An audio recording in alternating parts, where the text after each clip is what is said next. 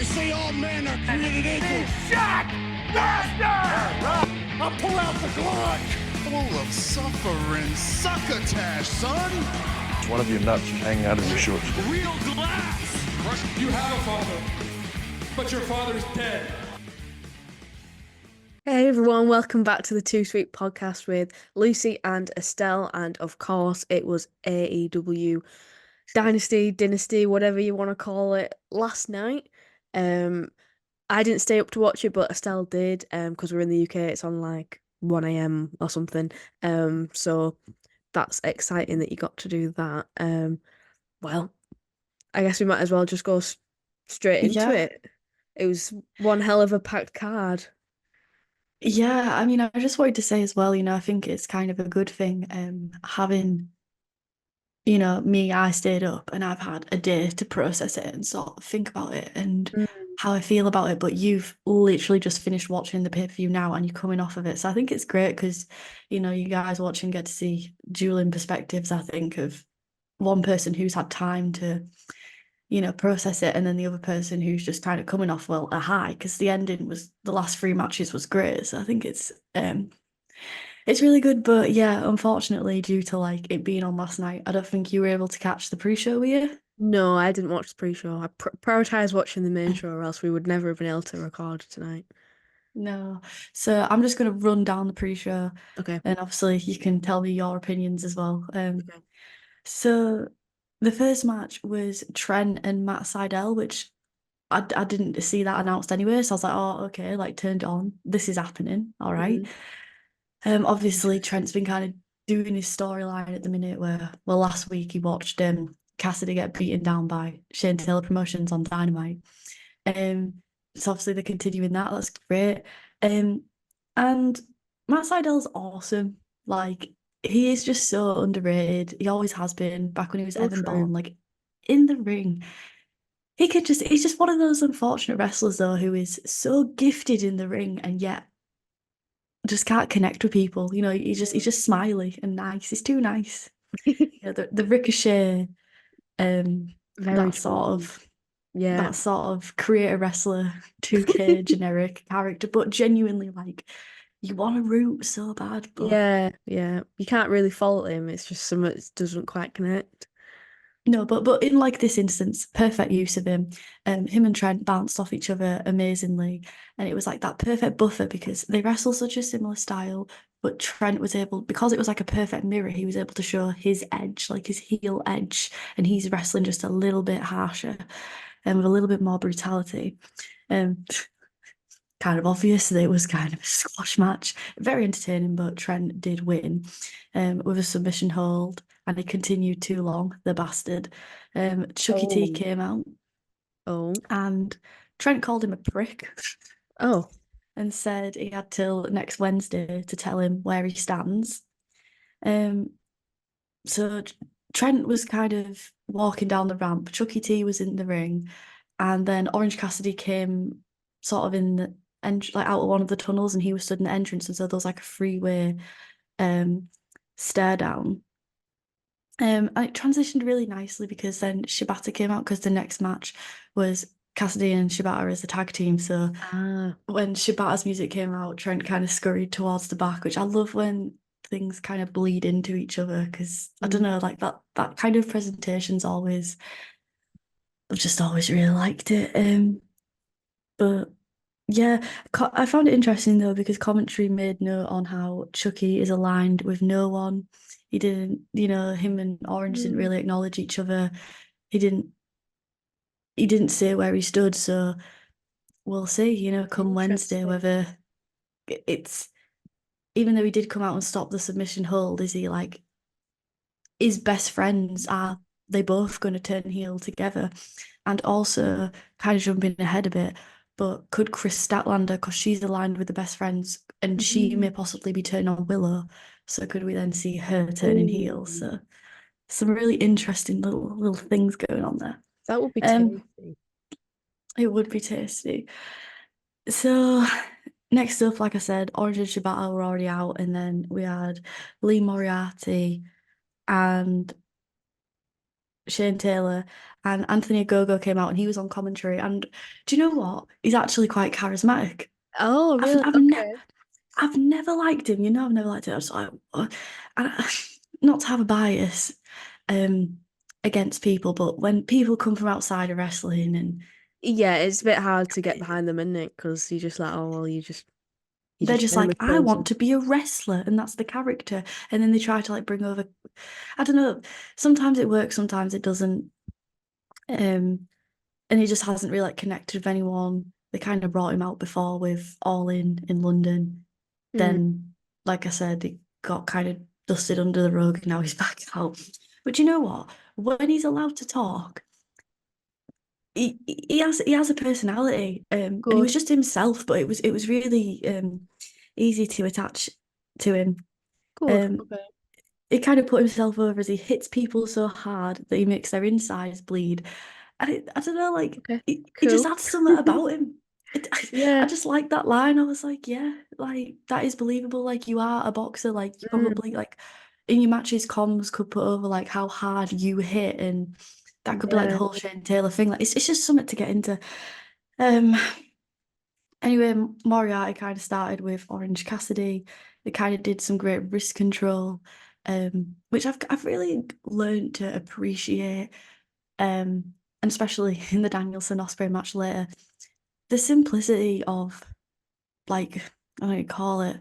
There's a Like word for it, and I've forgotten chain the wrestling. technical chain wrestling, but it's like mat Mm, wrestling, like grappling.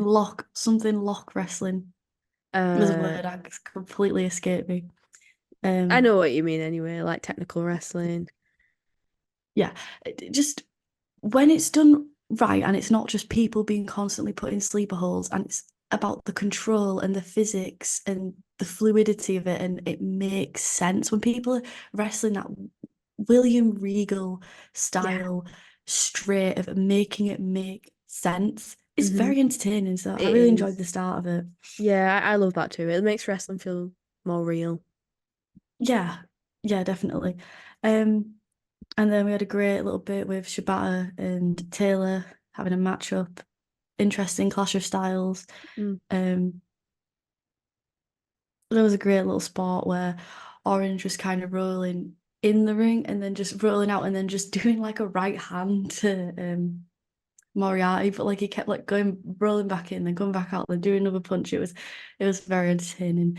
Um, and he picked up the win with the orange punch against Moriarty in Right, the ring. okay. So Nice.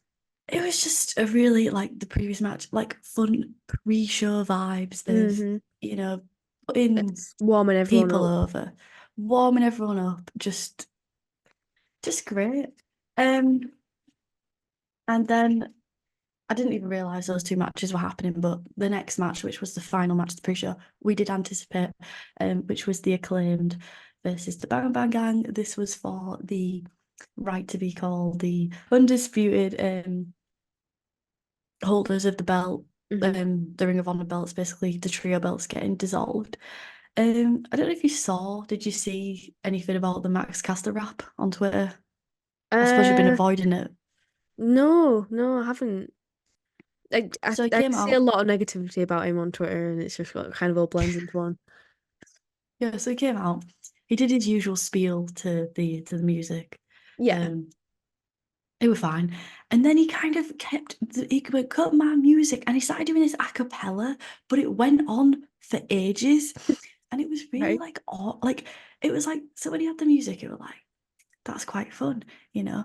And like, yeah, go on, I'm into this. And then he stopped and I was like, oh, okay. But he like kept doing line after, and it just, I don't know, it was like a bit of a car crash. Went on Um, too long.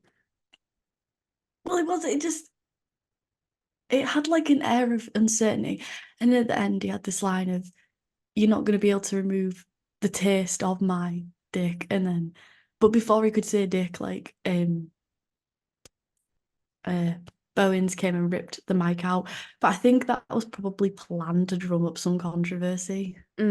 Like Yeah, people, most I likely. think Meltzer tweeted, Max Caster's in trouble. It's like I'm Nice. pretty sure like they would have gone over that, and I'm pretty sure like it was a plan, sort of. thing. I feel like, yeah, almost But definitely. When you're gonna people say were a swear talking about word and that. someone cuts you off, like that's usually planned.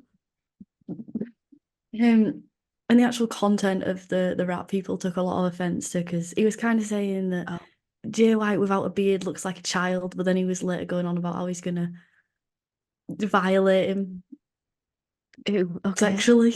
So it was just a bit. Gross. I'm, I'm just saying what people are saying, Hmm. um, but yeah, so that was like a big thing online. Um, this was a pretty fun match. Um, there was a lot of near falls. The guns got a lot of great offense in. It was a really interesting spot where I think it was Austin went to hug Billy, and then Billy went to hug him, and then like just did the heel move of attacking him. Oh, I was like, this man bad. is supposed to be the face. Like, I'm sorry, fuck daddy ass. Like, all he does is just all his sons just want is to be loved. How are these the heels? Yeah, yeah, They want validation from their dads, which mm, don't we all, to be yeah. honest with you? Hmm. We all want that. My dad is also a heel, right? Anyway, enough of that. There was a little spot with JY and Billy Gunn, and it was kind of a bit tense because I don't know, we haven't talked about it on the podcast, but I don't know if you saw a couple of weeks ago, I think it was on Dynamite. Billy Gunn got the win over Jay White. It was Mm, pretty bad. We never actually talked about that, but it was pretty. So yeah, that kind of had me holding my breath a bit because like Daddy Ass was kind of getting some offense over Jay White, and we all know my feelings towards Jay White. He got him with the famous very, very near fall. But quickly after that, Jay White set him up for the switchblade. 1, 2, 3. Boom. nice. And the Bang Bang Gang are now the new Trios champion, which is good because I think, like as we've said, the Acclaimed have grown a little bit stale. Hmm. And Bang Bang Gang have been gaining momentum for a very long time now. Yeah, Um, yeah, but absolutely. at the same time, it does lock Jay White in to the trios. Yeah, for a while, it's not necessarily a bad thing, as long as it's he's not there for months and months and months. It's good that he's, at least he's doing something. He's got championship. That means something, definitely. Yeah, so overall, it was pretty good pre-show, but I do Yeah, think it that sounds that really good. match could have been on the main card, and I think the Copeland House of Black one could have taken its place Yeah, I was thinking this when I was watching that because match. that's literally a Not that, title match. So why would that yeah. other one, which we're going to get into, which was very hodgepodge, um, just there to protect Cope with holding the TNT title and give him something to do before Double or Nothing? Why would that not be on the pre, but your title match is? I was thinking that, and then I just basically came to the And Jay conclusion White's that been on the pre-show a lot recently. it's just because it's Adam Copeland. Like that's basically the only reason it wasn't on the pre-show. That's the conclusion that I came to because I had the same thought process. I was a bit like, this feels a bit pre-show-ish, but can you put a big star like that on the pre-show, really? Saying Jay White's not a big star. Well, You're no, saying the no, Acclaimed are not. absolutely not. That's a good point. I don't know. It's a I sticky know for his situation. probably for his paycheck, and Mm, also like House of Black have also been on the pre-show a lot. So I guess either way, someone was going to be upset about it. But I still think, yeah, for the amount of time it got as well, it got like a good amount of time. Like there was no reason why it couldn't have been on the main event. mm, yeah, Not the main event, the main show. yeah. The I main know event. I know what you mean. Fuck Swerve Joe. It's just um but yeah, so that concluded that. So I guess we'll now get on to the main show, which you've actually seen. Yeah, So opening up with Okada versus Pac. What an opener. yeah. Um this was for the Continental belt. It was pretty obvious that Okada was gonna be the the victor in this. But I Mm. was taken aback at just how good, and I don't know why, because I know Pac is amazing, I know Okada is amazing, but it was just, I well, think it's kind of like because this card was so stacked of matches that you knew were going to be really good. I think it was quite easy to sort of forget that this match was happening. Not that you'd forget, but I think it was like maybe overshadowed, is what I mean. And so with it being the opener, it kind of caught your attention straight away, maybe caught you off guard. It definitely did me with like just how good it was. And and I know that we said this that it was pretty obvious that Okada was going to win, but there was moments where I was like, shit, they're going to give this to Pac because it was just some really close near falls, and it was he didn't look weak having lost. I didn't think. no, no. I just want to note as well as when he came out, I don't I don't think I've ever been to Alton Towers, but Pac's theme reminds me of like the Oblivion, the roller coaster Oblivion. There's like a little drum and bass like song that they play in the queue. His song gives like roller coaster theme park queue Maybe it's the vibes. same music. Maybe that's the vibe he's going for. But yeah, and we had JR on comms for this as Yeah, well. that was We had nice. him at the start of the first match and also the concluding with Joe Swerve. He was on fire tonight. He was on Mm, top form. He yeah, came to perform. yeah, he sounded He great. sounded perfect. And also in terms of presentation, we had Renee doing the thing of where she introduces the match, which again, I really enjoy that use of her. I could have done with Yeah, it again, maybe for the Joe Swerve at the end. I don't know why they didn't use her again because yeah, it really builds it up as that big match feel and gets you excited. yeah. I 100% agree. And as well, like she's amazing at doing that. Like I know, obviously that's her job, but like the way she could just rattle off so much history, and then live in front of the camera, and not just that, but it's in front of the crowd too because she's like at the side of the stage. She's amazing. She makes that shit look so easy, and yeah, like you say, added a lot to it. I wish they'd done it for at least like one more match. They didn't have to do it for all of them, but it was No, all would be a bit overkill. when I saw it at that one, I was like, oh great, like, I'll probably see her again. But yeah, so it was a bit weird that it was just for that one, but Yeah, she just yeah, kind of good. makes the match feel really concise and Yeah. just surmises it. It's great. Um, so yeah, it was fantastic. It was interesting because you had the two, they're both working as heels, but Right. Okada's just that bigger dick. Like that point where he baited the crowd in with the middle finger because they were all cheering him. Because how hmm could you not cheer for Okada even if he is heel because he's so fantastic? But then he he he is so good at controlling the crowd and getting them to Yes. do exactly that. They eat out of his hand. Yes. He is just so masterful at controlling the crowd. Yeah. It's really something. I completely agree because it To was the say he type of doesn't speak match. that much English as well, to Yeah, connect with the yeah, crowd in that way. It's yeah. fantastic. It shows how good he is, like you just said, but the fact that when this match started and like you said, they were both kind of heels, but they're also both kind of being cheered because the audience like just appreciated them as wrestlers and what they were doing in the ring. And it's not the type of audience like to compare it to WWE where they're cheering the goodies and booing the baddies. It's not really like that. They appreciate the wrestling for what it is. The fact that Okada could then flip it on his head and get them to boo him, again, it just shows Yeah. how effective he is. Yeah, and I mean he was pretty gnarly in his offense. He had that DDT off the barricade. Yeah, and how good is Pac at selling as well? He made that look I was so gonna say brutal. that, and also the way he sells like the drop kick into like the corner, he sort of threw his whole body back. Yeah. And he's oh man. Yeah, they just bounce off each other perfectly. But he never, even though he's quite a small guy, like he never looks weak when taking the Oh. offense. Which must be such a skill to like sell something and make a move look powerful. Also, like continue selling it, but still look. Still Do look you know like what I you mean? could Like, win the match. yeah, to have that credibility still, and then come and do your move, but make it not look OP hmm after you've Yeah. just been laid out.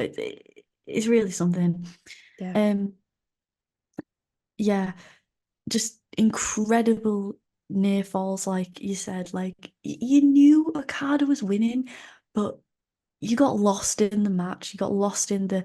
And another thing I love about Okada's matches is it starts slow, but my God, when it kicks into that second gear, it really. Mm, And you don't see it coming. It's not yeah, predictable. It's not like, oh, we're right, we'll go. Oh, this is the predictable 5 minute stretch towards the end now with the near falls. Like, no, it kind of takes you off guard, and you're looking like, whoa, definitely. like when did it start like getting rapid? Yeah, yeah, the pacing is really good. It's like, yeah, like you say, you don't expect it. Um, and he, yeah, like, when he just kicks it up a notch, it's like, shit, shit's getting real. Shit just got real.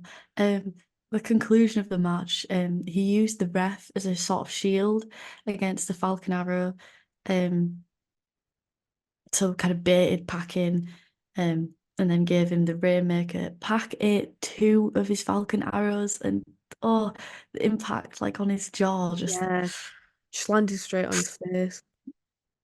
he is tough. He is extremely tough.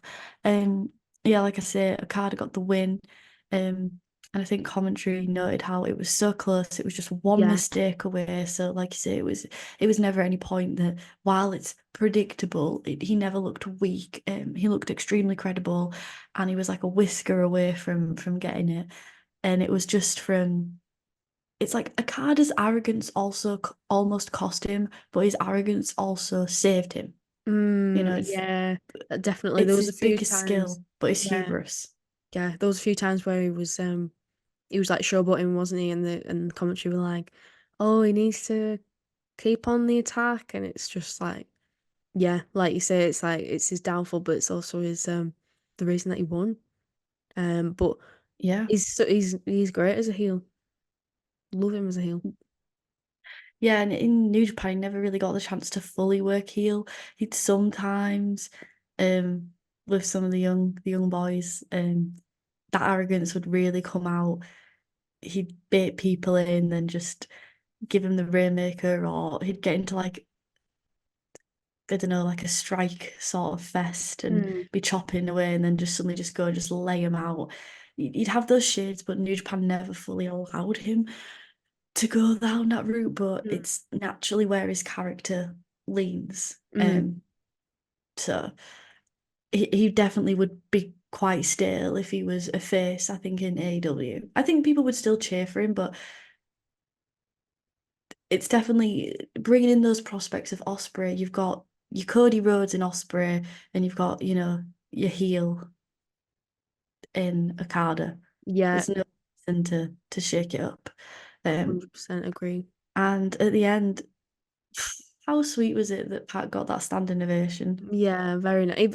Very deserved. I feel like like you said before, like I think everyone knows how good he is, but it can be really easy to like underestimate him for him to go under Because he's pretty not two there years. enough, which Yeah, is like fair enough, but then we forget how good he is. yeah. He just comes a few times a year, fucks shit up, and just pieces out. hmm Yeah, it's nice to see him get that moment. Yeah, it was nice to just go over that match there because, like you say, because it was right at the start and then the end of the card was so stacked, it's easy to, I think, forget just how good that opening match was. But I think the placement was perfect because had it have been in between matches towards the end, I think it would have suffered from losing momentum because did the crowd tire itself out towards the end. And my God, how awesome was that crowd? Yes, yes. They definitely need to go back to St. Louis. So animated and so like just into it the whole yeah. For everything, hmm every single thing they were into. So big up St. Louis. Um, but yes, going from that to um, yeah, the House of Black versus Kingston, Briscoe, and Copeland. What do you make of it, Lucy? Well, it's funny that we just said about the crowd because I thought that they kind of lost the crowd a little bit on this one. Not to say the crowd was quiet or dead by any stretch of the imagination, but No, not at any point. there wasn't like where there should have been a really big reaction for like a hot tag to Copeland, for example. It wasn't that big hot Yeah, tag, but facing off with Malachi, and that was the angle they were building the whole was, ooh, they haven't touched each other yet. Yes, You know, that exactly. was the big sort of moment they were trying to build in the match. Yeah, and you had things like Malachi like avoiding Copeland on purpose. So yeah, like I said, when Adam like finally got that big tag, I don't know, it just fell a little bit flat, and I was expecting like some kind of big pop, but it wasn't really there. I don't know. I think maybe because we had such a high energy opener, you know, with the trios match, you can go crazy spot fest if you like, but they didn't, and I think No. maybe it's sort I of think, yeah, if they'd have people. played into that and just made it be fun, which I know is fun, but if they'd done that, like, yeah, you're right, it would have. I wrote down so much, but so little, and I think that's the best way to surmise Yeah, the match. It gave exactly. everything and it gave nothing. Yeah, it's like there's little to take away from it. There's not much memorable about it. Um, like again, we have to admit our bias. We're not the biggest House of Black fans. We're not into them, and it's hard.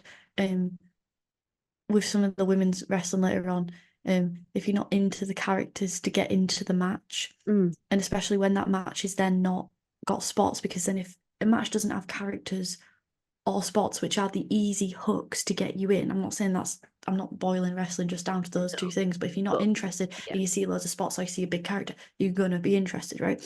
Um, it was, and it was just, for me, it was just offensive of Copeland, Briscoe, and Kingston as a team. Like that's just so weak. Of like, oh yeah, we've all kind of just had a bit of a. We just don't really like House of Black. Like mm, that to me is like a shit reason, especially when we had some genuine blood feuds. We had Roddy and Kyle O'Reilly, um, Willow and Julia Hart. You know, we had some deep Joe Swerve. When you've got those kind of tensions and then you've just got this of like, oh well, don't really get on with them. That's kind of like what it felt like. It was very low yeah, stake. yeah, But yeah, like of course some great wrestling in it because they are great wrestlers. I enjoyed Briscoe using the chair for elevation on the cannonball. I love him. yes. I loved as well when they did three spears at once. That was fun. That was a really good spot.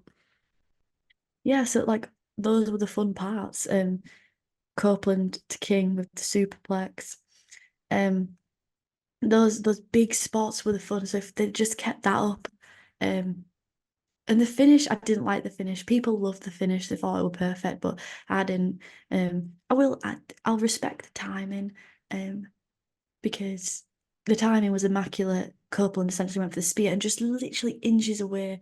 Malachi sprays him with the mist, which credit for them for pulling it off because Yeah. it was great. But hokey bullshit.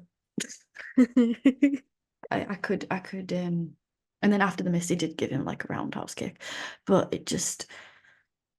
it's not for me. And I guess now where do we go from here? Double or nothing. We're probably going towards a Malachi and Copeland match, which is quite an interesting matchup. um I'm sure they'll be able to do more one-on-one, and it'll be nice because I do quite like. Well, all House of Black, I like them individually. I'm into them Mm, individually. I don't know what it is about them all together. Just I don't know. I don't know. Um, I think they have more mystique as singles compares, especially Malachi. Like speaking of like Jay White, it's a shame that he's been a bigger victim than Jay White of being locked into a mm, faction. mhm. Um, so it'll be interesting, but I guess my worry is that the mist might have turned Copeland evil, which Oh is yeah. I'm not into that. Oh my Like with the God. whole sky blue thing, I'm not into that, Because he and did that is that my fear. yeah, he did that in WWE when he was in the Judgment Day, which was kind The of brood, the brood's coming, baby, yeah. He which loves his could be spooky. great. He It could loves be spooky. great, but He was sometimes it's okay. like cringe goth dad. And Like, let me that's what it relive my was. youth. Let me That's relive what my it was like. youth. In his most recent WWE run, that's what it was like. He Yeah, when he started Judgment Day, didn't he? yeah. Which and For 2 weeks. they ended up turning on him or something, I don't know, and it was like fine. But same sort of just kind of like, oh, why are we doing this? Why are we doing the spooky shit? I don't know. Um, I agree with you, and I feel like, yeah, if you've got the House of Black as a trio, you need to face them off with another trio, obviously, right?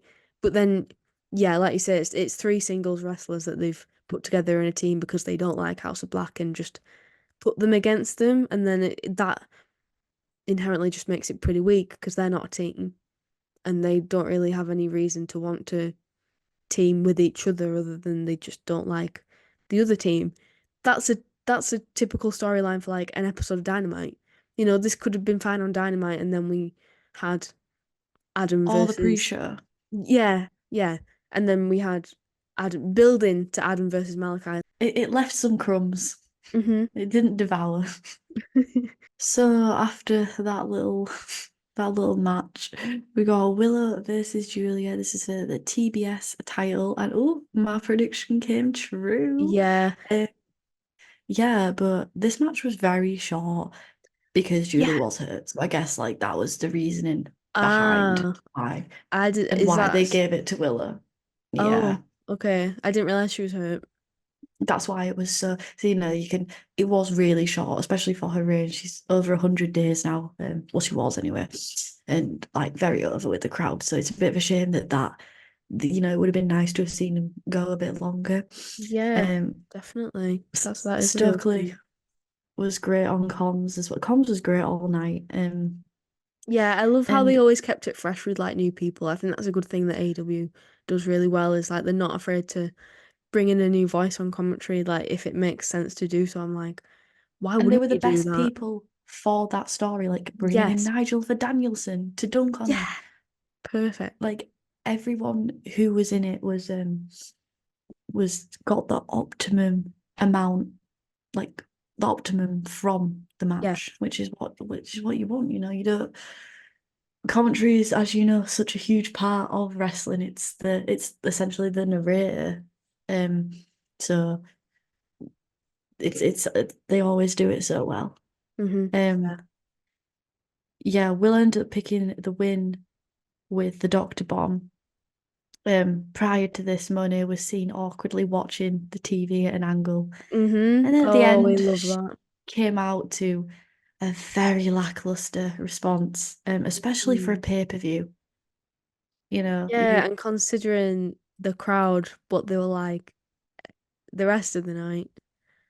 Yeah, exactly. That's what I mean. Like that's what made Mm. it stand out so much, the lack thereof of a response. And essentially, commentary said that if Willow is still a champion by double or nothing, which she probably will be, she'll be against Monet. So yeah, like what are your thoughts on the match, the outcome? I mean, I didn't Obviously, you didn't know she was realize. working hurt, so Yeah, no, I didn't know that. That is a real shame because yeah, obviously the match was really short and underwhelming, and like you said, considering Julia's really long reign and how much she'd done with the title, it was definitely an underwhelming way for her to lose it. But you know, fair enough that she did the match at all, considering she was hurt. Sometimes you gotta do what's right in the situation. So I won't start dunking on AEW for such a short women's match like I was going to. Um, yeah. I feel for Julia. Like I said, I thought this even with not knowing she was injured. Like I felt for her not knowing that because I just feel like I hope that she can bounce back with something good. As obviously Mercedes is like stealing the spotlight from pretty much everyone, and she doesn't deserve to fade into the background of that. But we'll see what the timeline's like with her injury and stuff. It was a nice sort of feel good moment for Willow to win, and I liked that. I I wanted her to win. I know I predicted that she wouldn't win, but I'm In glad your that she heart. did. Yeah, in my heart of hearts, I knew that I thought that's what Julia everyone was kind gonna of win. wanted. Like I predicted Willow, but especially because House of Black was on before, I thought, oh, House of Black just picked up the victory in the last match. So Julia's gonna Yeah. pick up and then House of Black's gonna stand tall at the end of this Mm. pay-per-view.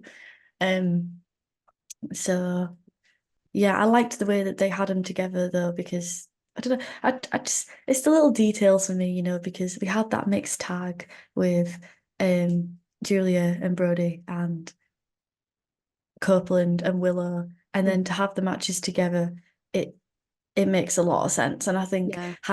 had she not been injured, even though like I wanted Willow originally, I think House of Black standing tall as a faction is more coherent. So I would have preferred that outcome, and I think that's probably the outcome they would have gone with. But I guess the benefit of this is at least it's on Willow now, and at least we can make the Monet storyline a lot more concise. We Yeah. know she's wrestling at Double or Nothing. We know she's going to be clear for Double or Nothing. Let's turn the gear up, and just get cracking, and like we don't have all the bullshit. We have, well, there's still some because he can't help himself, making it a little bit convoluted. But we've got less frills around it now. We've chopped a bit of the fat off. Let's zone in. Yeah, I completely agree. Like you can tell a pretty straightforward story from this now. We've got Willow the champion. Mercedes got beef with her from some of that happened ages ago, and they've kind of been beefing it out a little bit. And now they can fully beef it out because she wants the championship. And she's already said, I was going to face whoever won that match. And Willow's allowed to have beef with Mercedes because she's been stealing the spotlight from her on various occasions. Yeah, totally makes sense. But then this has got to include Mercedes going full heel though, because if you're doing Willow as the big baby face, then you have to go, in my opinion, fully the other direction with Mercedes. You can't have her being like this cool, fresh new signing who we all want to cheer. Like she, for me, for this to be fully effective, she needs to go full heel. And if it is true that she can't work till Double or Nothing, have her address the fact that she's not wrestling. Have her just have a full meltdown and bring in that shoot aspect and be like, I've seen what people are saying online. People wanted me to be here, but now I'm here. They're not grateful for me. And no, I'm not going to wrestle for you before. I don't have to prove a point whether I'm injured or not. Play it up. Like I Defo, just 100%. it's I just don't understand, because I just think it would be like this to make this feud work, to make Mercedes work. It's Yeah. And she's such an expensive prospect. Let's pivot. I don't understand what the aversion is of doing something a little bit more real, a little bit more close to the bone Yeah, with it, because because clearly this artificial storyline is not working. yeah, But you because have the such easy potential to just flip it. Like, exactly, and because they lean into the real stuff with the Young Bucks and the real way that people actually hate them and actually think they're assholes, so they lean into it with the characters. So hopefully, you think they'll do a similar thing here. yeah. And like you said, Julia, um, she was great in the match with Willow. She's a great performer. Like I said, I do think her mystique sort of faded a little bit, but hopefully that time off and that time to cool, and then when she does come Mm. back, it'll be impactful, and there'll be something for her to get her teeth stuck into, because her reign, it just hasn't there hasn't really been any memorable feuds from it. Which for Yeah, like 100-day feud reign, you would think you'd have at least one. exactly. Yeah, and she's got all the potential to have really good Yeah, very stuff. very young, very young. Yeah. So yeah, that was that. But at least it's something fresh. Willow winning, and Mhm. we'll see. But I mean, what just to conclude it off, like what is the end goal here? Monet turns heel and then beats her at Well, Double or Nothing. Willow's then yeah, a transitional champion, and now Monet has a title, which isn't a bad thing, but it's the second-rate title. this is what I was meant to say So before, and I where's the totally end goal? Yeah, I totally forgot to thank you for reminding me. It's going to be a shame for Willow when her reign is super, super short because they're probably going to put it on Mercedes, but then you make a good point when it's the second rate championship. So I don't know. I guess we're building her up before she goes for the main one. I Yeah, don't just a lot of know. speculation here every week, and verbatim we've said the same things, but Yeah, yeah, we'll see. we shall So see. next up, we got the Kyle O'Reilly and Roderick Strong match for the international title, and Roddy came out playing the belt guitar. What a bastard. And this match was pretty much what you would expect. And by expect, I mean it was fantastic. And it was Roddy with that Malenko style of technical wrestling, the relentless backbreakers, many backbreakers, Mm, and Kyle kind of combating it with these sort of MMA style strikes. It did feel very like MMA UFC yeah. sort of going point for point kind of Yeah, thing. it was like trying to one up each other, and yeah, it was very like strong style, um, real sort of feeling to it, which is what you'd expect Um, from them too. yeah, yeah, it was pretty quick. Like it probably could have had a bit more time, but Mm, I guess with this pay-per-view, there was like there's a lot. who do you take the time from? Hmm. Maybe Hook and Jericho, I don't know, but like other than that, who do you really take the time from? Because yeah, but it was a great little match. It didn't feel like they did everything they could have done, which makes me Mm, think, especially since because Kyle lost, and I was quite shocked that Kyle lost clean because there was some interception. Wardlow came out mm, and sort of stood on the apron, but Roddy did win with the end of Heartache, which my God, what a finisher that is! mm. I love Brutal. that finisher. It's after the after the slow sort of breaking down of the back to then have that which is just like a total assassination. It Mm, is chef's kiss. But yeah, I wasn't expecting Kyle to win, but I wasn't expecting him, especially if there's interference, to lose clean. mm. Yeah, and yeah, I found that a bit strange as well, especially because I don't know if I missed something, right? But commentary was saying like Wardlow he really tipped the scales in this match, and I was thinking, did he? Like It he just kind turned, of stood on the side. he stood on the apron, and the referee turned around and saw him straight away, and he was like, "All right, I'm getting off the apron." What Yeah. did he actually do? I don't know what he added And to. it wasn't like he distracted Kyle because Kyle was already in like a compromising sort of move. Hmm. Roddy was like looked up at Wardlow like, all right, wait for the ref to turn around. Like in any, he was more so a hindrance Yeah. than Oh, anything. but Because then, yeah, I guess that was leading to the bit afterwards where Adam sort of gave him a really dirty look and looked like he might be about to attack him from behind with yeah, the way the I thought camera that moved. was just for him losing the belt. But Mm, now you mention it, that's a really good point. Like maybe it is he was just shit at interfering as well. yeah, But you could gotta feel be. sorry for Wardlow. That's like his character of like he's just shit at everything. He can't even interfere right. He can't do anything right, can the lad? He's trying his best. um, but yeah, it was really like you say the ending angle of this match that sort of stood out. So I was quite surprised to see Cole. Like I said the other week, he's still quite badly injured, so I wasn't Mm, expecting to see him at all. They were saying they were pulling back on him, but he came out in the wheelchair and even stood up, which I mm. don't know why it blew my mind. He walked down. He walked all the way down to the ring. It was like he can walk. Mm, And I look at him and like, but I almost don't want him to wrestle because he just looks so fragile. Which for yeah, like a heel who's supposed to be the head of this like menacing faction, but I don't know. I feel like when he does have his comeback match, I'm just going to be there, and it's almost like he's the face, and I'm like watching with don't bated breath of like, please don't get don't hurt, hurt please don't get yourself. hurt. Hmm. Like, well, I don't know. Yeah, I know it because I even though he is obviously a huge heel, especially what he did to MJF, and I love MJF, but I can't let go of what they had before that and how much I loved him and how sweet And he the was, injury and makes him sympathetic as it well. really does, yeah. But I don't know.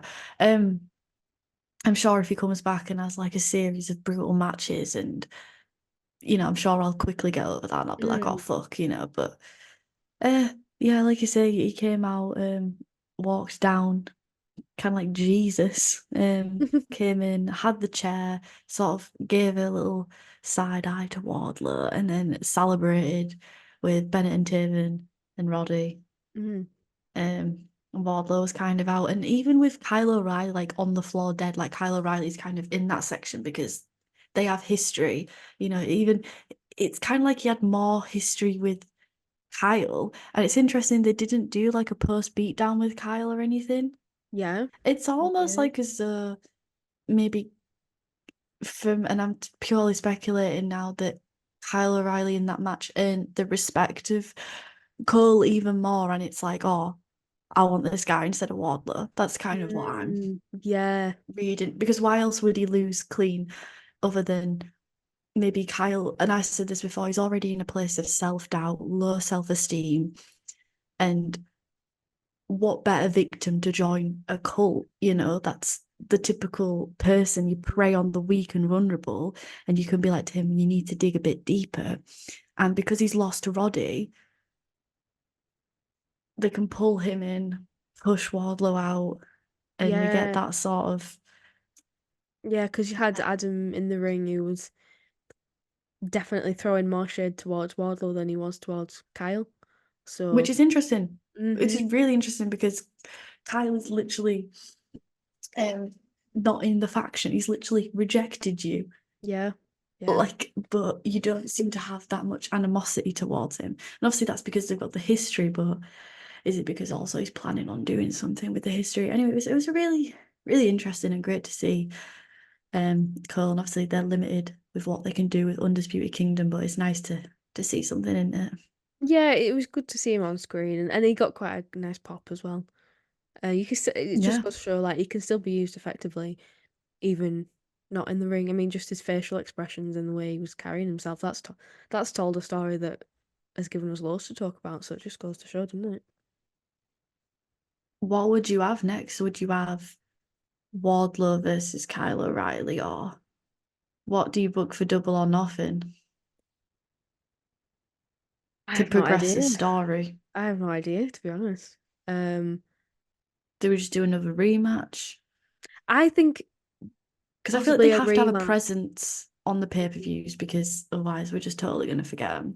True. Yeah, I think probably a rematch because, like you say, Kyle lost clean. I don't know how you tell that story to get into like a rematch that makes sense. Like, why would Roderick Strong give him a rematch? But that's what I would like to see because, as you say, it was a little bit short. It felt like they could have done more. Maybe they were holding Yeah, and back for a rematch. it was great. Yeah. And I mean, it's always going to be when you've got two people with such a long history, Mhm. because you can tell that they're just having fun and they don't even have to think, and they're just enjoying it, and their enjoyment translates to you. You pick up on the energy. 100%. Um, so yeah, now we're going to get into a pretty controversial match, probably the most Mm-hmm. controversial on the card because of the finish. To That say is the least. Hook versus Jericho. Um, my favorite part about the start was Jericho's new moniker is the Learning Tree, which I think is hilarious.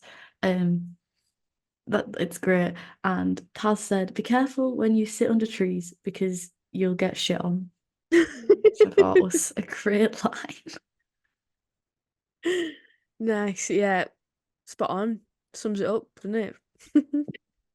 So on Collision before, Jericho had apologized to Taz.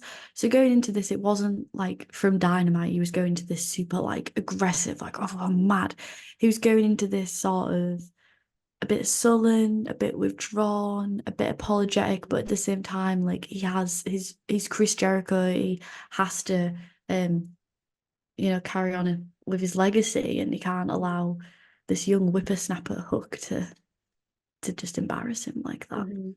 Um, he came out to chants of "Please retire," "Fozzy sucks," "Go away." I think at one point they started singing the goodbye song as well. Brutal. It was very brutal. Um, but yeah, I mean, this was an FTW match, so it was under FTW rules. There was some great little gimmicky bits. The dustbin with Hmm. Hook doing the leaps off the stairs. Got some great height on that. Got some great form. Um, and yeah, it was just pretty. It wasn't like a full-on death match, but it Yeah. was. It was very tense anyway, because no one wanted Jericho to win, so it didn't need to be like blood and Oh no. and I feel thumbtacks, like because people were already on the edge of their seat. because they didn't want Jericho to win. So you already had all that tension anyway. Yeah, and I feel like that probably wouldn't have fit for this type of match anyway. I don't know. It it didn't have those vibes of like, oh, these two want to fucking kill each other in the ring. It was more of who's the better wrestler, even though it is the FTW Championship. I don't know, that's just kind of the vibe I got from it. It was like who can outlast the other one rather than who can cause the most Who's violence. right? Mm, Who's is Jericho is Jericho's veteran knowledge more beneficial, or is Hook's like natural resilience and his sort of style better? Not at any point did I think Jericho was going to win as well. I mean, I was tense, but I was kind of like 1, 2, and then like Hook could kick out, and I'd be like, yeah, of course he is after. Like, I wasn't scared. Are my hands shaking to you? Like, no. But yeah, to be honest with you, controversially, I kind of think this is great, him winning, because, and it's gonna be quite mind-blowing for me, but, and I know it's kind of X-Pac heat, but the thing is, I don't think it is because he's actually playing into it. yeah, I Um, think he is, and I think he's people actually aren't playing, giving him enough and people credit. proper hate him. I was looking at some of the live chats, and people were like, "Oh, he won. That's terrible." But yeah, he's the heel, and he's playing the heel. And all That's of you want Hook to win so bad. You're gonna watch the next pay-per-view. You're gonna watch the next match they have because you want to see him. Gonna want to see him get his ass kicked by Hook. If Hook lost again, then yeah, that would be shit. But for him to Hook's lose already and for got a Jericho to victory play over it him. straight. Yeah. And also, Hook kicked out of 2 Judas effects, which I know Mm. no one cares, but Jericho really cares about that move. So for him to kick out Mm, of not one but 2 Judas effects, yeah. um, And it's kind of like yeah, Jericho's doing a Cody. If you remember when Cody towards the end of his tenure with AEW, and everyone wanted him to be that self-aware heel of, but he's like that kind of Homelander delusional character, and Jericho's actually playing that, which is yeah. what a lot of people wanted Cody to do. I think people aren't giving, and I don't like Chris Jericho, but people aren't giving him enough credit, and they're just being like, "Oh, he's just taken away from the younger guys. He fucking sucks. Why can't he just retire?" Okay, yeah, that's the point. At this point, he is literally playing into that, and he knows that's what you think, and I think so anyway. Like you just said, like, and he's playing into it. He's playing the Oh, heel. he posted an Instagram post after. It was so funny. It was like, thank you to everyone for cheering and showing your appreciation tonight. To all my loyal fans who I was like, guys, he's working Exactly. you. And for like the fact that 95% of people are like, this is terrible. This is the worst thing ever. I'm like, but the thing is, people are just so smart now and so self-aware that they've kind of like gone beyond it and they're not even realizing that they're being like, they've kind of forgotten what wrestling is. Remember when you were a kid and you wanted to see the bad guy get beaten up? That's That's what what you're this watching is. right now. Hmm. That's what this is. That's And I what this think people are forgetting that Hook's already got a win over Jericho. It's not as if this was their big match and this was Hook's opportunity to beat him, and he's lost and he's been buried. It's not like that. But personally, like, I don't know, I probably would have wanted this feud to end and Hook to shut Jericho up for good. But I totally see I guess that they're gonna have a rematch and it's gonna be the rubber match. That makes sense. Yeah. And there was some great moments. Hook with the middle fingers to the bat. And I loved how Jericho played it, of the pain of like towards the end he actually didn't want to beat Hook, but he had to. And there was a Mm. point before he made that final cover where he paused, and that's when I knew he was gonna win because he did that slight pause and he looked, and it was like, oh no, like sealing his fate completely. And Hook, like when he did the finger, he knew as well, and it had a range of emotion. The match was good. People are just mad at the finish, but the finish isn't really damaging to anyone. You know, Not if in really. hindsight, Yeah. it it's I it guess could be really good, especially if like the next match, the rubber match, like you say, Hook wins, which you would have to win, and we take it up a notch because we didn't take it to the violent route today. We can take it to the next notch. Hook's gonna win. People are gonna love him. The heat that Jericho has is nuclear. Like It's great. It's great. Yeah. And then what will happen probably is maybe they do have like a big death match and Hook beats the shit out of Jericho, wins, and Jericho goes off on his Fozzy tour, and people will be like, yes, Hook is a legend. He put out Chris Jericho. He saved us all from Jericho, and then everyone And goes home people will happy. want Jericho back as well. When he has that cool off period, Mm. people will look back and they'll be like, oh, actually, like I miss Jericho. Um, Another little detail I loved about this was Taz kind of came out towards the end and he like went to check on his son. And then he was written off commentary the rest of the night, which I think was really valuable because it showed you didn't hear any more from it. And it was like that abrupt ending, that shocking ending of, oh my God. And Taz is and again, like it allowed for other people to be rotated into comms. And I just thought it was a nice little detail. Yeah, well, it's of course because if everyone knows that Taz is Hook's dad, we've moved past people like maybe don't know, so you couldn't just have him sit there and not do anything. Like it makes complete sense that he'd be No, he would concerned have had about an his son. emotional reaction to it the whole night. And so it was, yeah, I'm definitely intrigued. Um, and as long as Jericho keeps playing it in the way that he's playing it, I don't have a problem. If he suddenly stops and with the self-awareness, then yeah, it would become unbearable. But I can deal with this so long as one, Hook gets his pay up, and two, we carry on with this Hulk Hogan TNA like fucking late WCW bloody bullshit. I can really get behind it. Yeah, yeah. But I I do feel think that like is that from the reaction online, people are just, and obviously you're entitled to an opinion. Like if you genuinely think it was the wrong thing, like that's fair enough. But what I would say is just rather than thinking about it, think about what you feel. What do mm, you feel? I hate Jericho. I want Hook to win. That's great. hmm That's great. that's the point. That's the point. So that's my point to that. So next up we got the women's match. Not the second women's match. This one was for the women's title. This was Toni Storm versus Thunder Rosa, and again, suffered from House of Black in that I just don't really.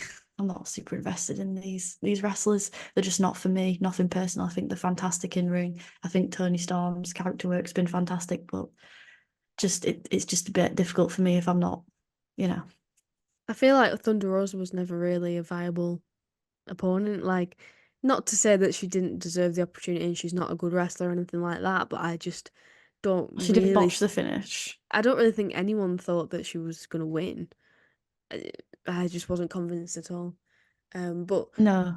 I was glad to see that the crowd were really into it. They were, we had opposing chants of Tony and for Thunder Rosa at the same time. That was really good to see.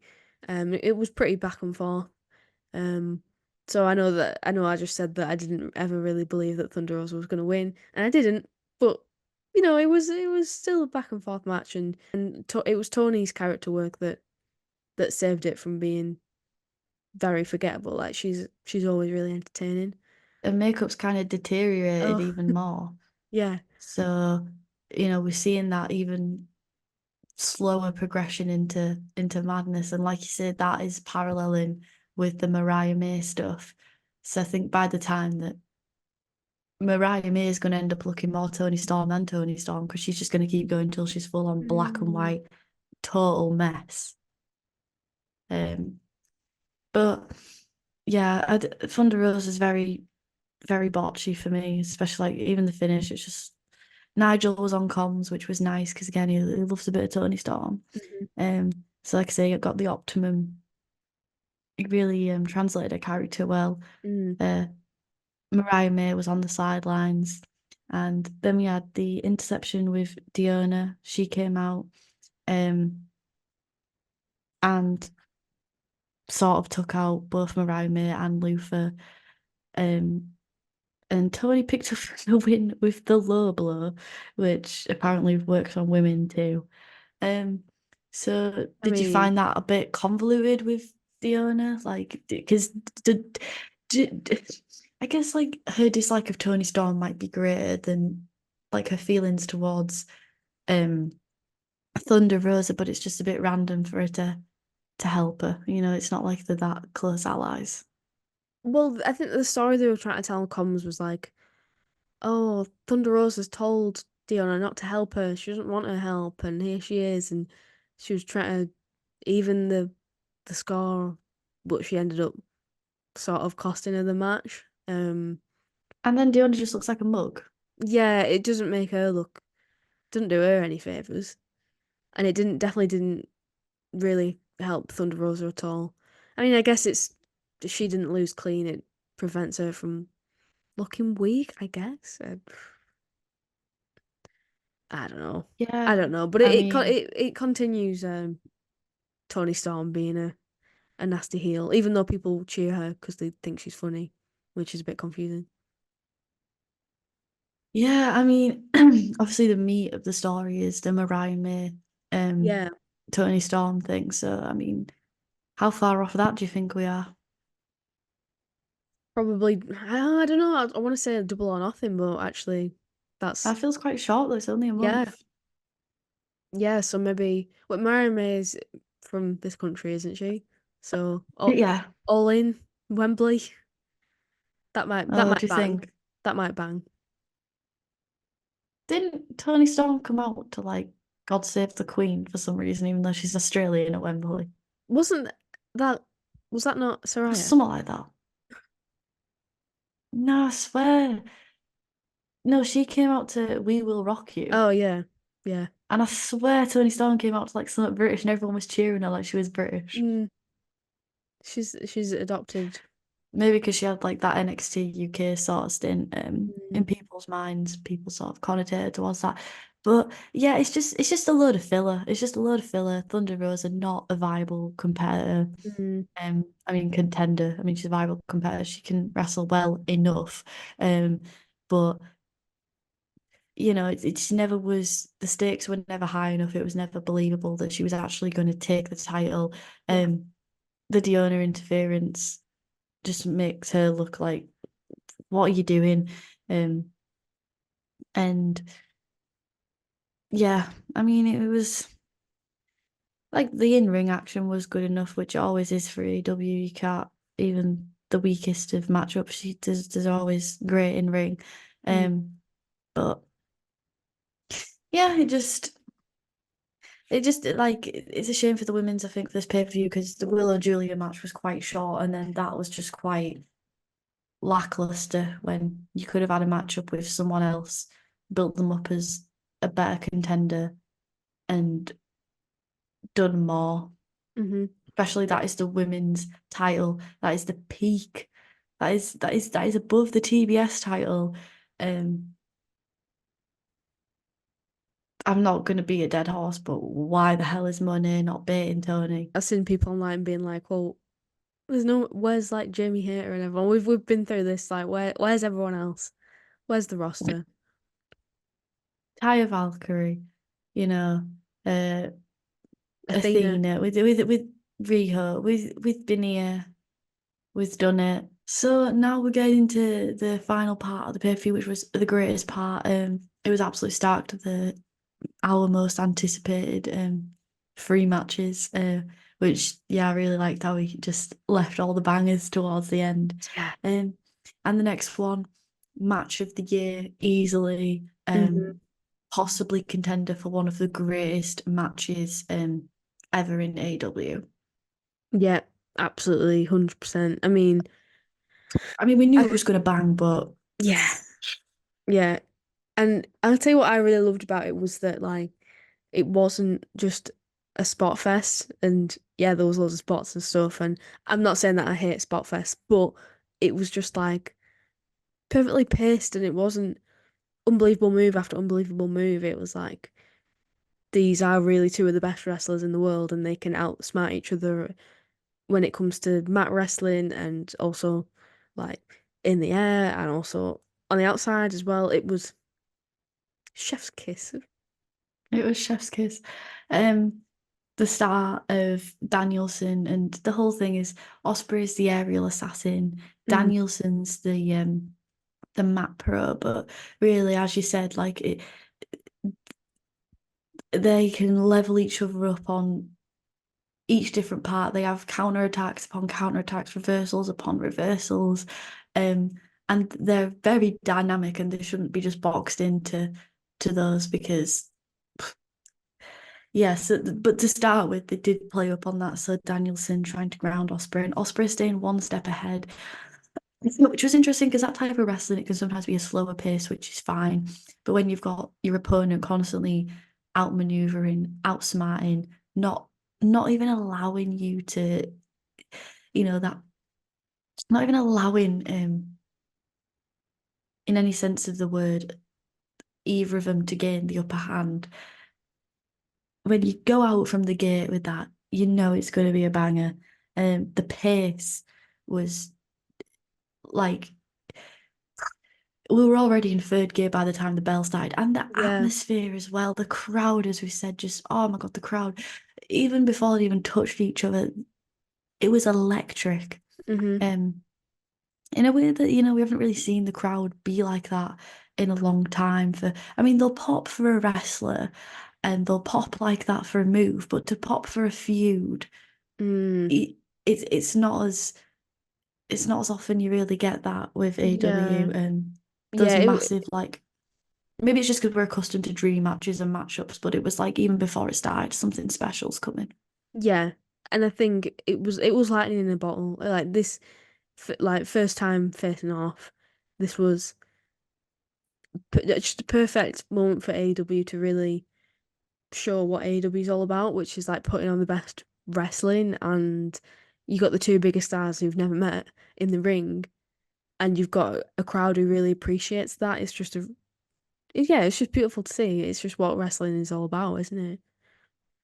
It was just peak wrestling. It was almost like emotional of just like, I love this sport so much. I love this is the peak of the sport. And as anyone who enjoys and loves and watches wrestling, how can you not watch this and be moved in some way? Hmm. Whether that's just screaming or like popping off or just some kind of there's no way you can just watch that straight faced with no Oh, reaction. yeah, definitely. Because it was very emotive. Uh, it was crazy because the moves they were doing were so a lot of them required a lot of thought in terms of pacing and positioning, but they hit everyone with such accuracy. Yeah. And again, like you could see, there was points where they'd have an exchange, and then they sort of look at each other and have to hide their smile because it was Hmm. like they finally found someone. And not to say that their past competitors haven't, but like you could tell they were both genuinely excited that they could just do anything and the other one could play it off, and they were Hmm. on each other's levels. Um, You could tell um, it meant a lot to both of them to just be there and be able to have that match, which is it's really special when you get that in wrestling, because I think we sometimes take it for granted that you you know you can have dream matches, especially now with like we've got sort of like a competitor to WWE, so there's all this opportunity for dream matches to happen. But Brian's been open about the fact this is probably going to be his last year wrestling, so it's easy to take that for granted. And then you've got these two, like surely there was a point in history and loads of people were like, well, that's a dream match that's never going to happen. And for it to happen, it clearly meant a lot to both of them. And like you say, like they're both on the same level, like unbelievable, a high level of performance and skill. yeah, I mean, they were able to pull out some things that just, I mean, we got to see the cattle mutilation from Danielson, which is always nice to see. Vintage Danielson. Big fan of the Indian Deathlock with the strikes. Just, oh, brutal. The Avalanche Tiger suplex. Oh my God, unbelievable. The Oz cutter off the apron. The hidden blade off the apron. It just it goes on and on, but it never felt like hit spot after spot after spot. It felt real, like there would be Yeah. an exchange, and then they'd almost have to have distance. The crowd would go wild. They'd take it in and be like, "What have I got to do next?" But commentary never put it over annoyingly, like, "Oh, they've got to dig deep. What have they got to do to beat each other?" Which can sometimes be a bit grating.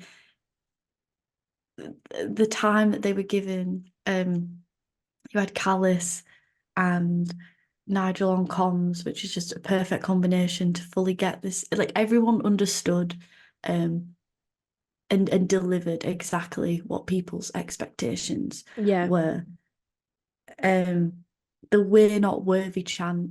I mean, they Yeah. unlocked a new chant. Yeah. We're not worthy. I feel like I feel like I was watching gods wrestling. Like my Yeah. eyes are not, they're not, they're not worthy of this.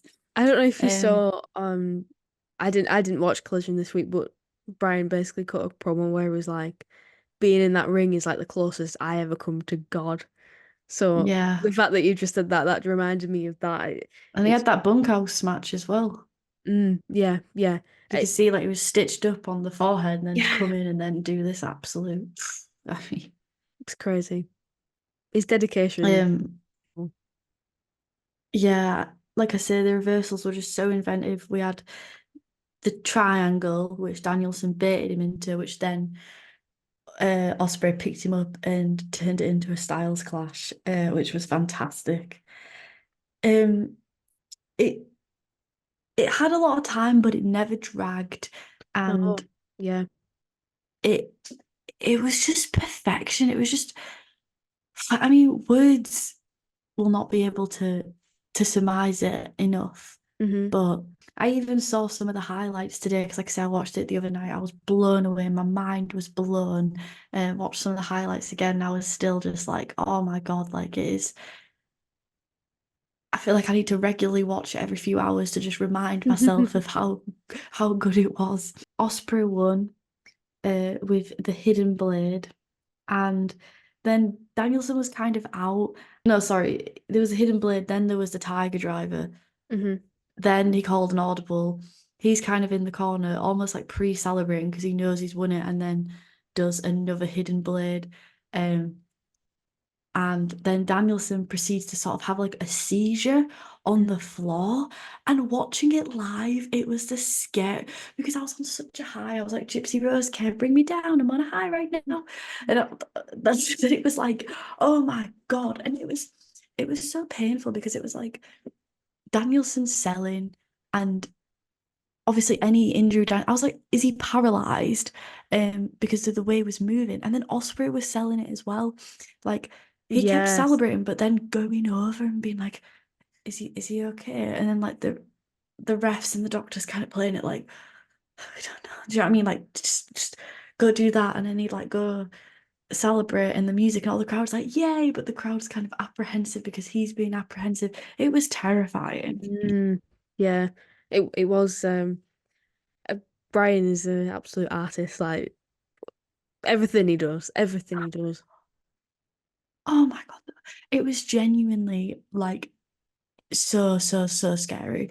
Um and yeah, I was like researching like online like crazy after in the next day, like what the hell has happened?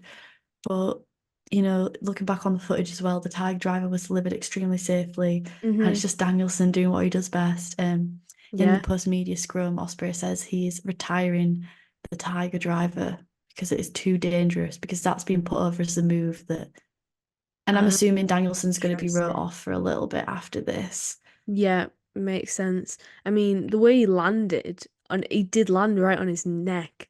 You can, I could tell looking at it There's no like, other way to take it though, is there no, really, yeah, that there's no way move? to take it that it's not gonna fucking hurt. But you could, you could sort of tell that it was safe, but that's not to say that it didn't look fucking brutal, and it made you cringe looking at it. It was the way he was like selling it, like almost. But I mean, I've never seen out like it. Just his little spasms and everything. Like I say, the Brutal. move's now been retired. So I mean, what a story one, that is, though. It's like he had this brutal move and he's retired it because he's seriously injured one of the best wrestlers in the world and beat him. But now he's not going to do that move anymore because he's recognised it's too dangerous. Like, and one would think that he would be put in a position, be that another match with Danielson, or be that at Wembley with Swerve, where he has to dig deep in his arsenal and he mm, pulls out the Tiger Driver, and it's going to feel so impactful when he does. yeah, Yeah. And it's going to be an emotional moment for him because it's going to be something that he isn't going to want to do. Yeah. But he has to. It's like a last resort. It's great character development for Hmm. Ospreay, which I mean, coming out of this, was this on the card? I mean, honestly, I thought Danielson might win. I thought that'd be the most interesting outcome. I didn't think Ospreay would win, having had one of the greatest matches of all time with Danielson, which I mean, he's had great matches with Takeshita, Omega, Okada. I think that one, I guess it does come down to preference, but I think that one definitely might be better than all of them. It might be his greatest opponent yet. I didn't think we'd come out of it like that because Ospreay's kind of as a fit babyface felt unstoppable. He's got the crowd behind him. He's feel good. He hasn't really had much of an edge. Yeah. But this really gives him an edge. It really gives him shades of character development, and it potentially gives him a way to move away from the Callis family as well, while also furthering the Callis and BCC feud. So it goes off in many directions. Genius booking. Yeah. Yeah. No, I completely agree. Like, really, like everyone knew it was going to be an amazing match, and you want to watch because the wrestling that's going to bring people in who want And to that would watch have been it. more than enough.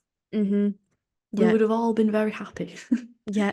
Precisely. It was enough as that, but then like you've just said, the various directions we can go in afterwards. It's very entertaining. Makes for me wanting to tune in next week, which is the point. So ideal.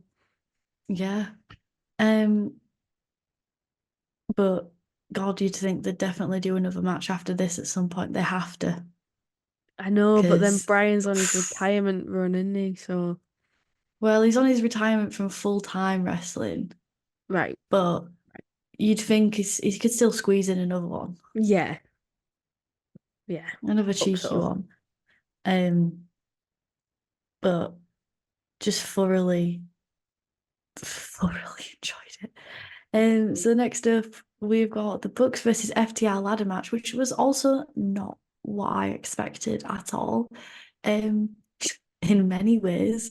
Mm. But for me, like when I think of Bucks and a ladder match, I think spots. I think these big sort of setups, and what I got instead was really different. Like there was table spots, but rather than like it's a pop-up power bomb and then a fucking super kick and then it was like just a gnarly ass Rana where he barely makes the table. Like it was Yeah. brutal. Mm. The whole match was like, I don't know, it was just a different tone to what I was expecting it to be, but I thoroughly enjoyed it. But yeah, really different from what I thought it was going to be. How did you find it? It was very like throwing caution to the wind, wasn't it? Like these people don't seem like they're afraid to hurt themselves. Um, it was enjoyable. Yeah, it was a good match. It was like you say, not big huge spot after big huge spot, but it was like violent. It felt really violent. Um, and you had FTR Bold who cut his head open, so we had Yeah, that he bit of seemed kind of blood. like concussed or like gassed Mm, up. He mm, seemed really like out, like he'd bladed quite deep. mm. I don't know if it was a blade or whether it had been from like being thrown into one of the various uh, instruments that they were thrown into. But I appreciated how at the start as well, like normally when it's any kind of gimmick match, you have sort of a long ass match segment, and then that'll last for about 20 minutes, and then finally we'll go get a ladder. But only when we really think we've properly wiped them out. But obviously it's wrestling, so we haven't wiped them out. Obviously, we're not going to wipe them out and then go up a ladder. It just, but this, it was like instantly fucking running for them Yeah, ladders, like yeah. to It the was point. instant. It was from start to finish. It was like we're going through a ladder, we're going through a table. I liked how they were quite inventive with their spots as well. They did well with Mm. getting some new things that you don't like. There's the spots that you see in every sort of TLC match that are overdone, and they sort of steered away from that and tried to do some new things, which was really good.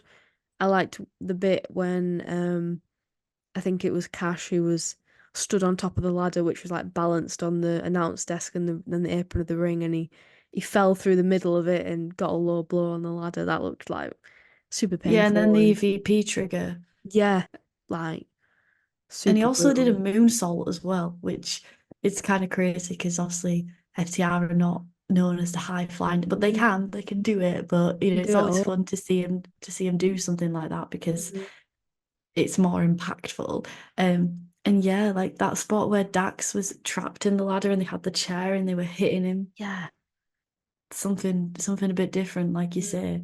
Um, but yeah, it just wasn't what I was expecting. But I suppose But in a after good way. Ospreay and Danielson, you have to kind of rethink it a bit. Yeah, in a good way, because you have to rethink it a bit, don't you? Because it would have been maybe a bit overkill if they're coming out spot after spot after spot. Hmm. Exactly, and because they were right before the main event as well. And it's ridiculous to say that it wasn't a cool down, but you had to have some sort of gap and difference in terms of, like you say, the pace and the way they presented the match when in that position that it was in. Yeah, and they still did have some of those like big sort of um typical proponents of the ladder match. Yeah. We did some fun stuff off the ladder. We had the suplex and the frog splash off the ladder to Nicholas. We had the 450 through the table from Nicholas to Cash. Um, Dax gave a pile driver on a ladder to Matthew. Thank God he Oh, didn't get it all in because that looks yeah, nasty. yeah, Please be careful, Chance. yeah. Which I was like, yeah, I agree. That's what's going through my head whenever I watch matches like this. But, you know, other than the other key part, which was losing the shoe, which was telling of the match ending. Hmm. But we kind of discussed this a little bit. I said, "What do you think about Jack Perry?" Nah, it's a pipe dream. It's a pipe dream. Fucking Jack Perry showed up. He came out in a mask A and he ran Sting into the mask, ring. no less. A sting, and they're like, a fan, a crazy fan. And I'm like, that's Jack Perry. But I'm like, what if that? It felt more believable that it could be a fan. Do you know what I mean? I was like, what if it is just some crazy? Because the crowd was mental. What if it is just some crazy fan? Um, sort of intercepted Dax, and Threw him off the the Bucks ladder. won the titles. And he rips off the mask and he looks into the camera, shitty and grin. Oh my God, like I've just never been happier to see someone. Oh my God. I was like, yes. And I think it was a great choice to bring him back now because, especially since last week when he was in Chicago and he had that comeback and it was kind of like testing the waters, people were really positive to it after the All In footage. Whatever your opinions are of it, it is undeniable that it definitely helped build up his character even more. Whether it was worth all the other bullshit, debatable, but it did. Yeah. And so it was a great choice to bring him back. Like I said, like Okada at the start, having his strong moment. The Bucks are now champion, and now we're debuting Jack Perry, and we're gonna have the full-on corporate evil elite. Yeah, and I totally agree. You had to. I think we said it, didn't we? In the past couple of weeks, he had to strike the iron while it was hot with Jack Perry, and he is absolutely red hot at the moment. So why wouldn't you? Why wouldn't you bring him back at this pay-per-view? Um, help the Young Bucks win. And I'm as soon as they won, I'm already laughing at how angry like AEW haters are going to be at that. And it's brilliant. It's brilliant. Because like you say, they can just be the ultimate evil EVPs. With Jack Perry in the corner, who they've already gone on the record and said he's a scapegoat in this situation. He didn't deserve any of this. So it's not like it came out of nowhere. Yeah, makes perfect sense, and No. it's entertaining. It's really entertaining. Yeah, and it'll be so interesting to see what happens next. Like I'm really looking forward to Dynamite this week. Are we gonna have um I don't know. Is he gonna have like a promo? Is he gonna be back out? Are the Bucks gonna address it? But I think what's lovely about him being in that faction is he can come out, he can be exposed, he can have his storyline, but he's also got that protection Mm, of being able to like hide behind people if he does come back. And obviously last time a year ago when he was doing those heel promos and he was still a bit green with it, it was his first time ever being heel. So understandable. But if he still kind of feels like that, he's got the great fucking shit talking Bucks to sort of mentor him, and I think perfect. I think it's the perfect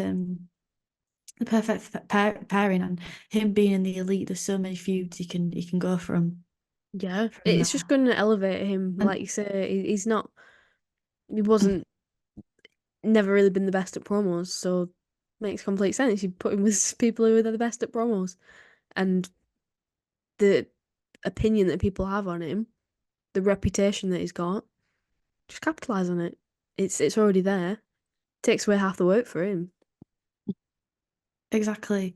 Um, and yes, sky's the limit. He could really take to this. It could be the greatest thing ever. When Kenny comes back, maybe he'll be so over that he's primed for the matchup against him with Okada as well. But also if it's a perfect opportunity because you can really feel it out and see where he does stand. And if he is just going to be a mid-carder going forward, that's fine, but you'll be able to tell from the crowd reaction in the matchups that you put him in Yeah, because he's red hot right now. He's been put in a perfect position. It's all on him now. true. So Yeah, I'm, it's I'm all a on him. believer. Let's You see think he it. can do it? Yeah, Let's go. he's just got to capitalize on it. It's And like if you he don't, say, he don't. But what a golden ticket. People would kill for that. So 100%. I'm really intrigued to see whether he flops or flies. Yeah, So me too. yeah. Um. Yeah. Another really great match for that. Perfect finish, and again gives FTR. It's you're still not better than us because you cheat to beat us, and the Bucks have got the thing of, oh well, we were distracted at Wembley, which means we can do more Bucks than FTR in the future, which is Mhm. always fun. And I think it should always be like that. I don't think they should ever have one completely win over the other. I think they are the best tag teams in the world, and they should always be sort of trying to inch up on each other. Yeah, it's because there's no real benefit to one being definitively better than the other. It benefits them both for it to be a bit unclear, and it benefits all of us because we get to see more matches. So yeah. Yeah, and so with that, we have the main event, which is Swerve versus Joe. This didn't have too much time left on the clock, only about half an hour. So you kind of, I think at that point, I kind of knew Swerve's winning. This is going to be a straight match because they're not going to do all the interferences and stuff with only half an hour on your main event for your title. Hmm. Um, Swerve came out with already a champions entrance, paying homage to Black Panther. Um, I think he even had on his tights him winning the belt. So with Oh, the right. presumptuous attire. I didn't notice that. Yeah. We had JR back on commentary, which again, like he was on fire. He was properly locked in. And JR's great at telling these straightforward, to the point, plucky baby face, Mm, dominant, disregarding heel. This is his bread and butter. yeah. So He it's made it it's it's it, feel super prestigious, like a huge match, like it was, but he really helped to deliver that. yeah.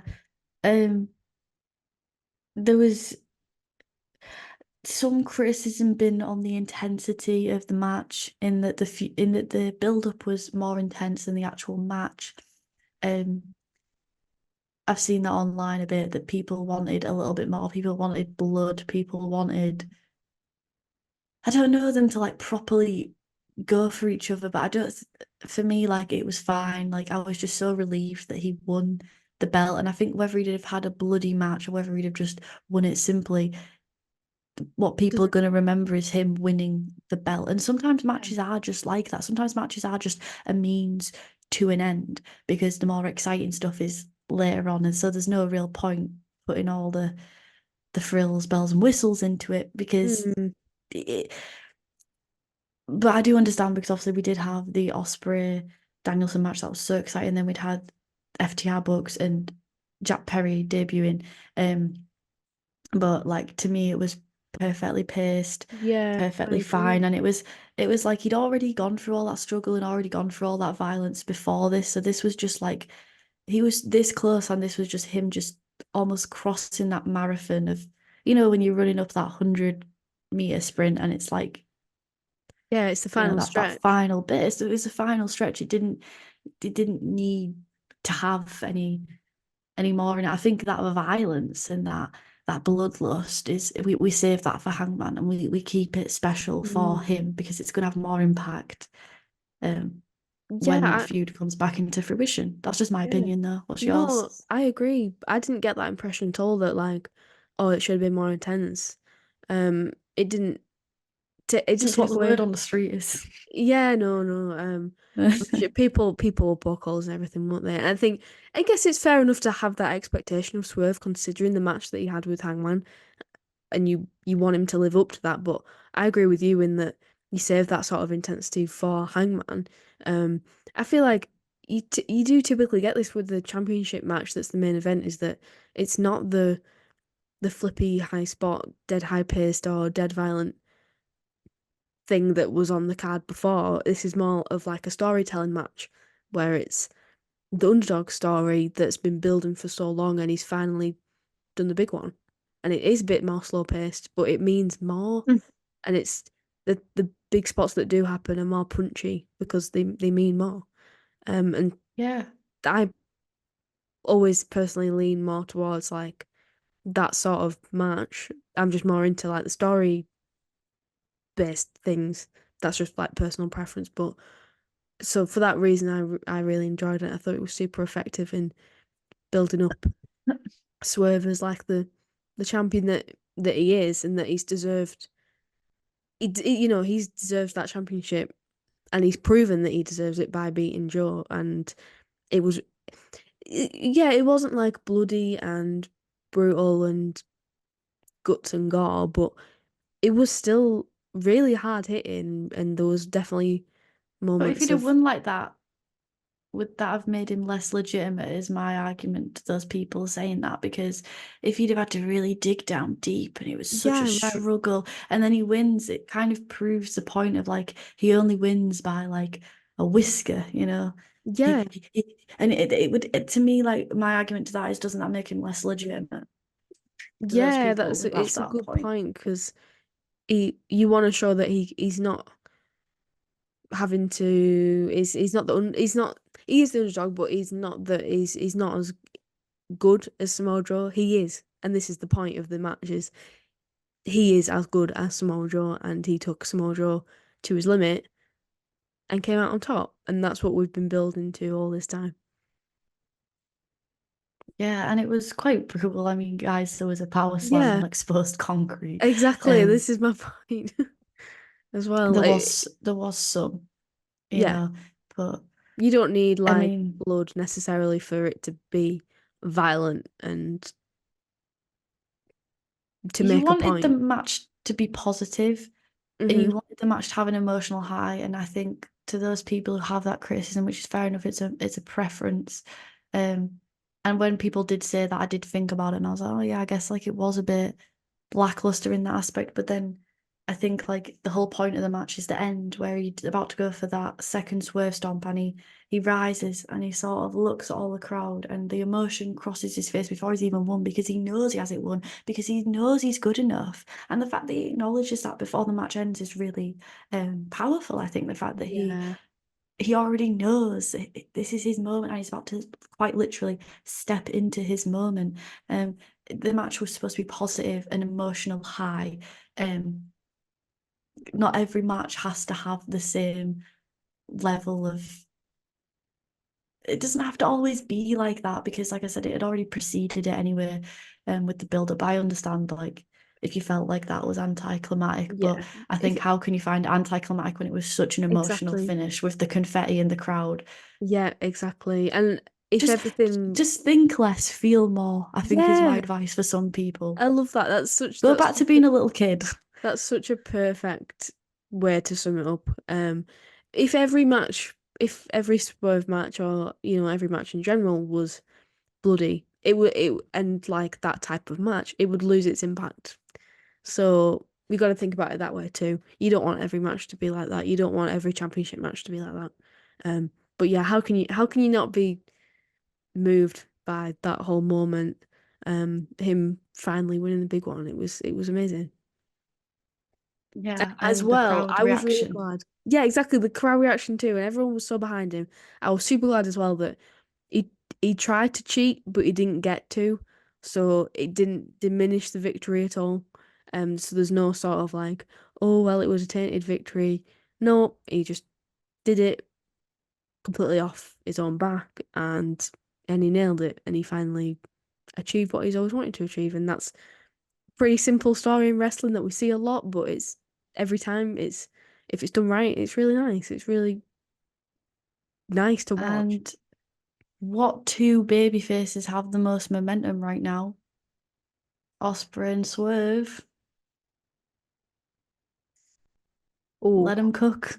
Let them cook. that yes, But obviously, I'm not saying straight Wembley. away. We have some proponents. We have the amazing Tiger Driver, that arc that Ospreay has to go through. That he has to cast off the Callis family, and Swerve has to cast off his demons from Hangman. But with wrestling, there's always new demons, and I think they will definitely meet each other down the road, which is very exciting. Super exciting. But yeah, what do you rate it out of 10? What is your rating for the show? And also, what is your match of the night?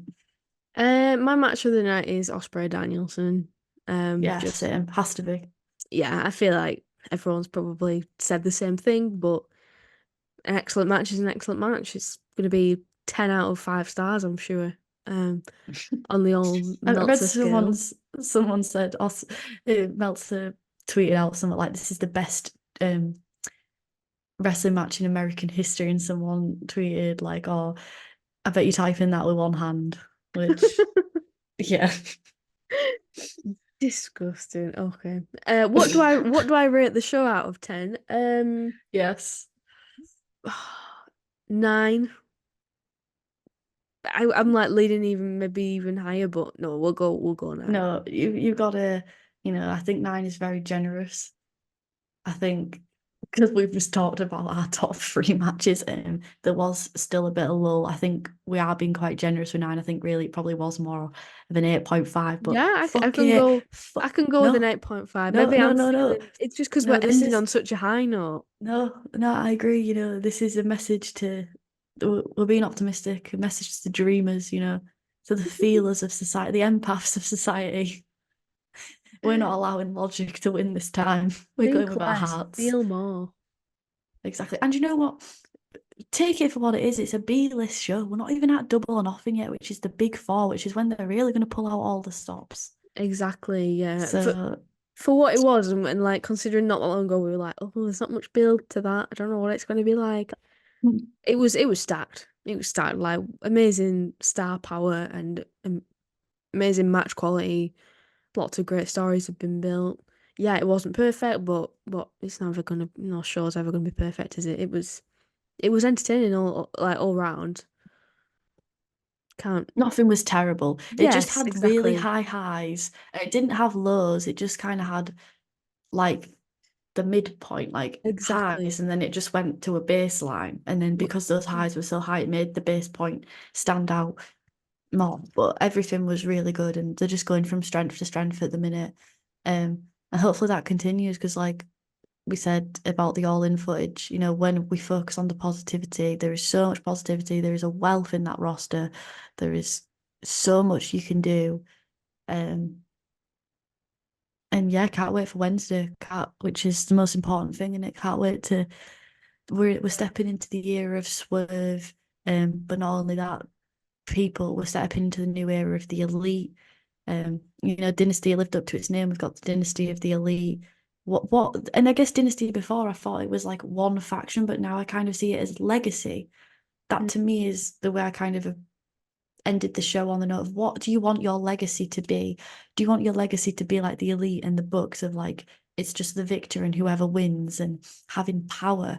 Do you want like your dynasty, your legacy to be like Swerve, like being at the top of the mountain, finally winning the big one and sort of questioning like you past, I mean, he's kind of going off of mm, less about power and cheating, and maybe he's kind of turning over a new leaf. Um, uh, Joe's dynasty, Joe's legacy was a fantastic champion. He yeah, really made that belt credible. Um, the dynasty of Ospreay, like, yeah, he won, but at what cost? You know, so it's just so good. The legacy of Danielson Go maybe on. coming to an end like pretty soon. Yeah. That being one of the final chapters. Yeah, 100%. So that's the way I chose to interpret it. But yeah, I'm very happy with a 9 out of 10. Hope everyone enjoyed the show as well. Would love to hear your match of the night that I think we'll all agree with Ospreay Danielson. So if you just want to rave about that in the comments, that'd be pretty sound because Yeah, because we'll all understand. agree. Yeah. Let us know what you'd rate the show as well. And yeah, if you disagree with any of our evaluation, feel free to let us know as well. Yeah. And subscribe and follow and rate us on Spotify if you can. That'd be amazing. And We're really here every appreciate it. week. Yeah. See you all again next week. Hopefully we'll be ending on a positive note again next week. I must bid you adieu, goodbye, and good night. I wish you died in the womb!